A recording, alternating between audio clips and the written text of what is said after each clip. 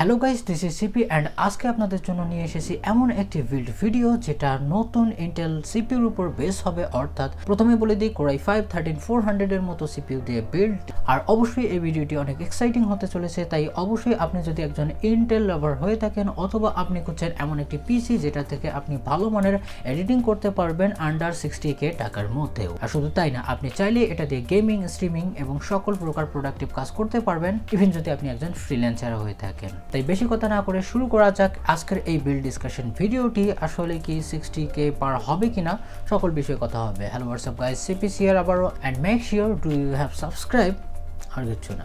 তো বন্ধুরা, প্রথমে আপনাদেরকে মেনশন করে দিই বা ক্লিয়ার করে দিই এই পিসিটি কেমন পাওয়ারফুল হতে চলেছে। এটি মোটামুটি আপনি যদি প্রোডাক্টিভ কাজ করতে চান, লাইক ভিডিও এডিটিং থেকে শুরু করে পরবর্তীতে আপনি এক্সট্রা একটা গ্রাফিক্স কার্ড লাগিয়ে গেমিং করতে চান, তো সেক্ষেত্রে আপনাকে কোনোভাবেই নিরাশ করবে না। এখানে আপনি চাইলেই বড় বড় গ্রাফিক্স কার্ড ইনক্লুড করতে পারবেন, লাইক RTX 3070 মতো graphics card without any issue আপনাকে চালিয়ে দিবে। আর আমি যদি ভিডিও এডিটিংয়ের কথা বলি স্পেশালি, তো সেক্ষেত্রে আপনি প্রিমিয়ার প্রো বলুন অথবা DaVinci Resolve, যদিও DaVinci Resolve জিপিইউ ডিমান্ডিং, তো সিপিইউর ক্ষেত্রে যদি আমি কথা বলি তো এখানে আপনি ওয়াপিং 10 কোর এবং 16 থ্রেড পেয়ে যাবেন, যার মধ্যে 6টা থাকবে P core raptor core, and the other hand যে বাকি 4টি এফিশিয়েন্ট কোর থাকবে সেগুলোর হচ্ছে গ্রেস মাউন্ট। আর হ্যাঁ, এই প্রথম আমরা একটা বাজেট ওরিয়েন্টেড সিপিইউ দেখতে পারছি, যদিও বর্তমান সময়ে বাজেট বলা যাবে না। তো এই 400 ক্লাসের যে সিপিইউ গুলো হয়ে থাকে Core i5 এর, সেটিতে আমরা 10 কোর এবং 16 থ্রেড দেখতে পারছি, যা অবশ্যই আপনাকে ভিডিও এক্সপোর্ট, রেন্ডারিং আর মাল্টি থ্রেডেড ওয়ার্কলোডে অনেক সাহায্য করবে।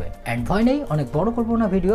অলরাইট, তো এখন চলে আসি কম্পোনেন্টে। আমরা কোন ধরনের কম্পোনেন্ট ব্যবহার করব? অবভিয়াসলি আমাদেরকে প্রথমে সিপিইউ নিতে হবে, আর অবভিয়াসলি আমরা এখানে ব্যবহার করব ইন্টেলের 13 Gen Core i5-13400 এর মতো সিপিইউ, যেটাতে ইন্টিগ্রেটেড জিপিইউ হিসেবে আছে USD 730, যেটি নিয়ে পরে আমরা কথা বলবো। 10 কোর এবং 16 থ্রেডের সাথে আসে, যার কারণে আপনারা মাল্টি থ্রেডেড ওয়ার্কলোডে একটা বিশাল জাম্প দেখতে পারবেন। শুধু মাল্টি থ্রেডেড না, সিঙ্গেল থ্রেডেডেও। এটি আপনি অ্যারাউন্ড 27000 টাকার মধ্যে পেয়ে যাবেন বর্তমান বাজার অনুযায়ী। সামনে আরও একটু কমতে পারে, তার মানে এমন না যে এটা 20000 টাকার নিচেই নেমে যাবে, এরকমটা ভাববেন না, কিন্তু আশেপাশেই থাকবে। তারপরের কম্পোনেন্টের যদি কথা বলি তো সেটি অবভিয়াসলি মাদারবোর্ডই হবে। আর এখানে আমরা একটা ডিসেন্ট মানের গিগাবাইটের B660M মাদারবোর্ড নিয়েছি, যেটার মডেল হচ্ছে গেমিং DDR4। এক্সট্রা কিছু না, আপনারা দেখতেই পারছেন। আর এটির প্রাইস অ্যারাউন্ড 13000 টাকায় পেয়ে যাবেন। তো কথা হচ্ছে, আমি এই মাদারবোর্ডটি কেন নিয়েছি, কেননা এই বাজেটের মধ্যে এরকম ভ্যালু আর অন্য কোনো মাদারবোর্ড দিচ্ছে না। হ্যাঁ, 1-2000 টাকা যদি বৃদ্ধি করেন তো সেক্ষেত্রে এর চেয়ে বেটার একটা পেতে পারেন, তবে এটিও কোনোভাবে ডিল ব্রেকিং না। তাছাড়াও যদি আমি পাওয়ার লিমিটের কথা বলি তো সেক্ষেত্রে আপনি PL1 এবং PL2-তে ভালোভাবেই বুস্ট লিমিট দিতে পারেন। আর তাছাড়াও যদি আমি VRM সেকশনের দিকে দেখি তো সেক্ষেত্রে এখানে আপনি 6+2 অ্যান্ড মেমোরির জন্য এক্সট্রা একটা VRM মডিউল দেখা যায়, যা মোটামুটি এই বাজেটের মধ্যে আপনাকে ভালোভাবে এক ভ্যালু বা ফিচার দিয়ে দিবে। আর যদি আমি আদার্স ফিচারগুলোর কথা বলি তো অবশ্যই আপনারা জানেন গিগাবাইট সবসময় একটু অন্যান্য কোম্পানির থেকে একটু বেশি ফিচার দিয়ে থাকে। বিশেষ করে যদি আমি কথা বলি রেয়ার আইওর, তো মোটামুটি আমি ঠিকই বলবো। আর আপনার ম্যাক্সিমাম পাওয়ার লিমিটেও যাতে VRM সেকশন গরম হয়ে না যায়, তো সেক্ষেত্রে এখানে একটা মোটামুটি মানের হিটসিং দেখতে পারছি, যদিও অ্যাট্রাকটিভ দেখাচ্ছে না, তবু হিট ডেসিপেশনের কাজে অনেক ব্যবহার হবে। বাকিটা আরেকটু ঘাটাঘাটির জন্য আপনারা গুগল করতে পারেন, আর সবগুলোর লিঙ্ক ডেসক্রিপশন বক্সে দেওয়া থাকবে। যেহেতু এই সিপিইউটা অনেক বুস্ট যেতে পারে, আপ টু 4.6 GHz চলে যায়, আর যেহেতু এখানে কোর সংখ্যা বেশি, তো কুলিং ক্যাপাসিটি আর একটু বাড়ালে ভালো হয়। যদিও আপনারা আউট অফ দ্য বক্স একটা কুলার পেয়ে যাবেন, তবে সেটির উপর যদি বেশি ভরসা না করে আপনি আফটার মার্কেট একটা এয়ার কুলার কেনেন তো অবশ্যই আপনাকে বেনিফিট দিবে, বিশেষ করে পরবর্তী সময়ে, কেননা এই ফ্যানগুলো বা এই কুলারগুলো অত সহজে নষ্ট হয় না। তো সেক্ষেত্রে আমি ডিপ কুলের AK400 জিরো ডার্ক প্লাস যে সিপিইউ কুলারটি আছে সেটি বেছে নিয়েছি। এটি আপনি 33 থেকে 3200 টাকার মধ্যে পেয়ে যাবেন, একটু দামাদামি করলে আপনাকে দিয়ে দেবে। তো এটি আসলেই একটা কুল লুকিং এবং এত অ্যাট্রাকটিভ একটা লুকিং কুলার, যা এই বাজেটের মধ্যে আশা করাই যায় না। অবভিয়াসলি আপনার যদি বিশ্বাস না হয়ে থাকে তো আপনি একটু মার্কেটে দেখে নিতে পারেন। তারপরের যে কম্পোনেন্টটি থাকছে সেটি হচ্ছে আমাদের মেমোরি। আর মেমোরি আমরা যদি কম দামের মধ্যেও কিনি, যদিও আমরা 8GB কিনছি না, তো সেক্ষেত্রে আপনারা PNY XLR8 সিরিজটি কিনতে পারেন। আর এটি অনেককেই আমি রিকমেন্ড করেছি, এখনো পর্যন্ত কোনো ইস্যু দেখা দেয়নি, কারণ এটা একটা ভালো মানের মেমোরি মডিউল। তো তো এটি আপনি অ্যারাউন্ড 2650 থেকে 2700 টাকার মধ্যে পেয়ে যাবেন 8GB একটা সিঙ্গেল কিট CL16। তো দুইটা আপনি 5400 এর মধ্যেই কিনতে পারবেন বলে আমি আশা করছি। এটি হাই দাম, আর একটু চাইলেও কমাতে পারেন। আর এটি কিন্তু কোরসায়ারের ভেনজেন্স সিরিজের যে 3200 MHz এর মেমোরি মডিউল, তো সেটির কম্পিটিটরে আমরা এটাকে ধরে থাকি গুড চয়েস। অ্যান্ড এই ধরনের বিল্ডের জন্য অবশ্যই আপনি প্রেফার করবেন, যেহেতু আপনার মাদারবোর্ডে অ্যালোকেট করা আছে যে Gen 4 এর SSD আপনি ব্যবহার করতে পারেন, তো সেক্ষেত্রে কেন নয়। তো কিংস্টন আপনার এই চাহিদাটা পূরণ করতে পারে। তাদের NV2 সিরিজের 250GB যে M.2 Nvme Express 4 এর যে SSDটি আছে, এটি আপনি অ্যারাউন্ড 3000 টাকার মধ্যে পেয়ে যাবেন। চিন্তা করা যায়, যদিও এর read and right speed typical full fledged Gen 4 SSDর মতো না, যেটা স্যামসাং বা অন্যান্য কোম্পানি অফার করে থাকে, অবভিয়াসলি একটু কম, তবে আপনি এই 3000 টাকায় যদি এটা পেয়ে যান, অবভিয়াসলি একটা ভালো বিষয়। আর এটি কিন্তু আসছে কিংস্টনের কাছ থেকে। তো এখন আসি পাওয়ার সাপ্লাইতে। পাওয়ার সাপ্লাইয়ের দিকে যদি দেখি, তো মার্কেটে মনে হয় আগুন লেগে গেছে, অর্থাৎ প্রায় কম বেশি সকল প্রকার পাওয়ার সাপ্লাইতে আমরা 1000 টাকার একটা ডিস্টেন্স দেখতে পারছি। তো সেক্ষেত্রে আমরা এখানে গ্যামডিয়াসের কার্টোস সিরিজের E1 500 ওয়াটের একটা পাওয়ার সাপ্লাই ব্যবহার করেছি, যদিও এটা 8GB। আমি জানি না 8GB কোন কাজে লাগবে, মনে হয় পিএসসির ফ্যান খুলে বাইরে লাগাতে বলছে, এরকমটা আসলেই করবেন না। তো এটা ভালো মানের একটা পাওয়ার সাপ্লাই বলা যেতেই পারে। আর এটি আপনি 37 থেকে 3800 টাকার মধ্যে পেয়ে যাবেন। একটু দামাদামি করবেন, তাহলে আপনি বিরিয়ানিতে আর একটু টাকা অ্যাড করতে পারবেন। তো এখন আসে কেসে। কেস আপনাদের প্রেফার, অর্থাৎ আপনারা যেটা চয়েস করেন, আপনারা যে কোনো ওয়েবসাইটে গিয়ে কেসগুলো দেখবেন, যেটা আপনার চোখে যেটা ভালো লাগে আর এস্থেটিক আপনাকে প্লিজিং লাগে, সেরকমটাই প্রেফার করবেন। তো সেক্ষেত্রে যদি আপনি কনফিউজ থেকে থাকেন, তো সেক্ষেত্রে ভ্যালুটপের VTB 500 মিনি টাওয়ার এই কেসটি ব্যবহার করতে পারেন। এটি একটি মিনি টাওয়ার কেস, অর্থাৎ এটা কিন্তু সাধারণ ATX এর চেয়ে ছোট। আর এটি আপনি অ্যারাউন্ড 3000 থেকে 3200 টাকার মধ্যে পেয়ে যেতে পারেন। আসলেই একটা ভ্যালুয়েবল কেস বলে আমার মনে হচ্ছে, কেননা এখানে সাইড প্যানেলে টেম্পারেট গ্লাস দেখতে পারবেন, আর আপনারা 4টা 8GB ফ্যান দেখতে পারবেন।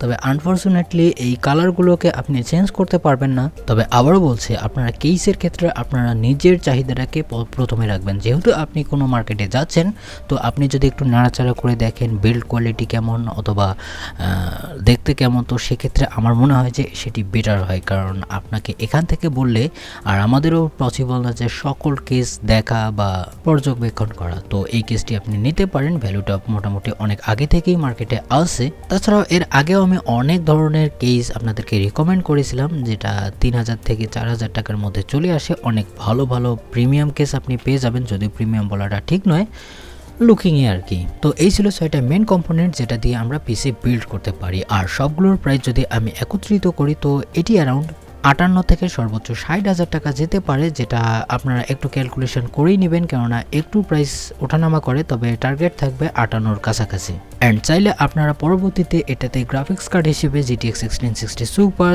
RTX 2060, RX 6600 এর মতো গ্রাফিক্স কার্ড লাগিয়ে নিতে পারেন। তাহলে আপনার গেম চলবে মাখন। আপনি চাইলেও এখানে স্ট্রিমিং করতে পারবেন 1080p যে কোনো ধরনের হ্যাভিয়েস্ট প্রিসেটে। আর আপনাকে প্রথমে বলেছি, এটি গেমিং এর চেয়ে এটি এডিটিং পিসি বা প্রোডাক্টিভ পিসি বলেই বেশি মনে হচ্ছে। তো সেটি অবশ্যই কারণ, কেননা 16টা থ্রেড পেয়ে যাচ্ছেন, ছোট হোক বড় হোক, মোটামুটি ভালো পাওয়ারফুল। তো আপনাদের মধ্যে যারা গ্রাফিক্স কার্ড না নিতে চান, তো তাদের জন্য ক্লিয়ারলি একটা কথা বলে দিতে চাই যে এটার যে USD 730 IGP আছে, তো সেটি কিন্তু গেমিং এ ততটাও ক্যাপেবল না। অর্থাৎ আপনাকে 720p অথবা 1080p কিছু স্পোর্ট টাইটেলে প্লেয়েবল গেমিং করিয়ে দিবে, তবে আপনারা এর উপরে অনেক এক্সপেক্ট রাখবেন না। তবু আপনাদের সুবিধার্থে বলে দিচ্ছি, কিছু এখানে স্পোর্ট টাইটেল লো সেটিংসে এবং সেটিংসে একটু কমা বাড়ার কারণে অনেক সময় অনেক ভালো ফল দেখা গেছে। যেমন ফর্টনাইট 1080p লো সেটিংসে অলমোস্ট 140-এর কাছাকাছি অ্যাভারেজ দেখা গেছে। GTA 5 এর মতো গেমসে নর্মাল সেটিংসে 60 FPS এর কাছাকাছি চলে গিয়েছিল।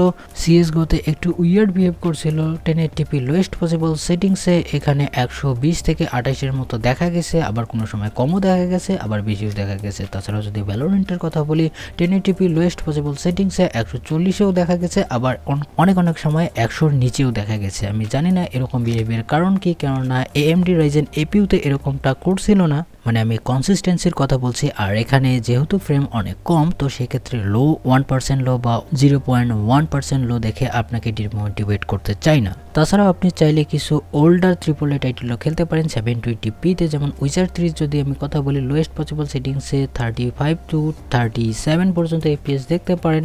ওয়াচ ডগ লিজিয়নে 720p তে 27 থেকে 30 FPS, shadow of the tomb রাইডারের মতো গেমসে 720p লোয়েস্ট পসিবল সেটিংসে 30 FPS, এবং আপনি যদি এপেক্স লেজেন্ডের মতো গেমস খেলতে চান তো সেক্ষেত্রে আপনি লোয়েস্ট পসিবল সেটিং 720p তে 50 থেকে 55 FPS বা 60 FPS ও দেখতে পারেন। যেহেতু 720p আপনারা গুলিয়ে ফেলবেন না যে 1080p এবং 720p কিন্তু অনেকটাই তফাৎ দেখা যায়। তাছাড়াও অনেক গেমস আপনারা দেখতেই পারছেন, পজ করে পড়ে নিতে পারেন বা এর স্কোর দেখে নিতে পারেন। আর যদি আমি প্রোডাক্টিভিটির কথা বলি তো সেক্ষেত্রেও আপনারা এস্টিমেট করে নিন যে এটি 12400 এর চেয়ে মোটামুটি ভালো পারফরমেন্স করবে, অর্থাৎ যেগুলো মাল্টি থ্রেডেড ওয়ার্ক হয়ে থাকে ভিডিও এডিটিং থেকে শুরু করে আরো অনেক কিছুতে, ফটোশপ, ইলাস্ট্রেশন, অর্থাৎ সিপিইউ ইন্টেনশন ওয়ার্কে অ্যান্ড Ryzen 5 5600X এর চেয়েও মোটামুটি অনেক এগিয়ে থাকবে। তবে যদি এটার সাথে কম্পেয়ার করি লেটেস্ট Ryzen 5 7600X এর, তো সেটি অনেক তফাৎ দেখা না গেলেও মাল্টি থ্রেডেডে কিন্তু একটু স্লাইটলি বেটার থাকবে গেমিংয়ে, অর্থাৎ সিঙ্গেল থ্রেডেড পারফরমেন্স কিন্তু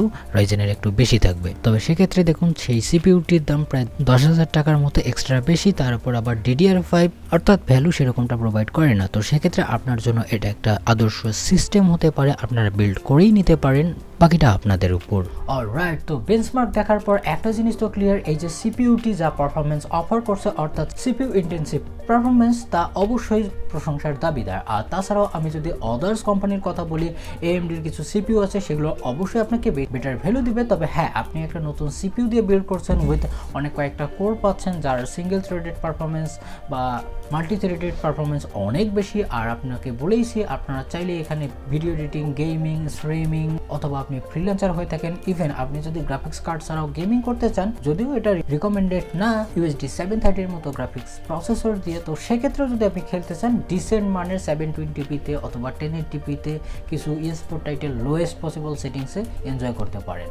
অ্যান্ড টোটালি যদি আমি ক্যালকুলেশন করি তো সেক্ষেত্রে আপনার পিসির বাজেট হয়ে যায় প্রায় 58,000 টাকার কাছাকাছি, যা অবশ্যই আপনার কাজকে একটু হলেও সহজ করবে। আই হোপ যে ভিডিওটি আপনাকে ভালো লেগেছে, যদি লেগে থাকে অবশ্যই একটা লাইক দিবেন। আর আপনারা প্রপার একটা পিসি বিল্ডিং এর উপর ভিডিও চান কিনা সেটিও কমেন্ট সেকশনে লিখে দিতে পারেন, কারণ আমার ডেস্কটপে রেডি আছে, এডিট করে ছেড়ে দিতে পারি, কেন জানি করছি না।